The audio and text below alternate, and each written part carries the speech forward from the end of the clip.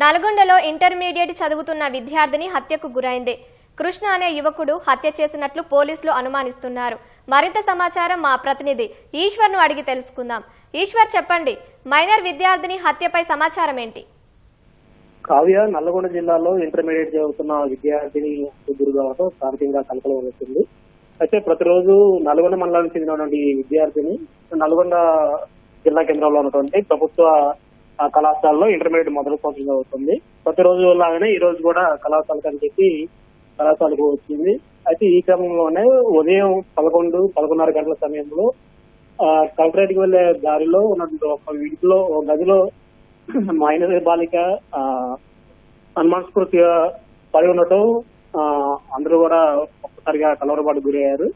అయితే ఆ చుట్టుపక్కల వాళ్ళు గమనించిన స్థానికులందరూ కూడా పోలీసులకు సమాచారం ఇచ్చారు. పోలీసులు ఘటనా స్థలానికి చేరుకొని ఆ యువతి హత్యకు గురవడానికి పరిశీలించారు. అయితే ఈ హత్యకు సంబంధించిన కారణాలు ఏంటి, ఎవరు చేశారు, ఎలా చేశారు, ఎందుకు చేశారు అనే పలు కోణాల్లో కూడా పోలీసులు దర్యాప్తు చేస్తున్నారు. ఘటనా స్థలానికి చేరుకున్న 1 టౌన్ సిఐ రాజశేఖర రెడ్డి అనుమానాస్పద స్థితికి ఆ కేసు నమోదు చేసి దర్యాప్తు చేస్తున్నారు. అయితే ఈ విషయం తెలుసుకున్న తల్లిదండ్రులు కూడా హుటహుటిన ఇక్కడ నల్గొండకు చేరుకొని గది వద్దకు చేరుకొని తన కుమార్తె మృతదేహం వద్ద కన్నీరు మున్నీరుగా విలపించారు. ప్రతిరోజు కూడా కళాశాలకు వెళ్లి వచ్చి ఎవరితో మాట్లాడేది కాదు, ఎవరితో విభేదాలు లేవు, గొడవలు లేవు, అందరితో చాలా చక్కగా ఉండేది.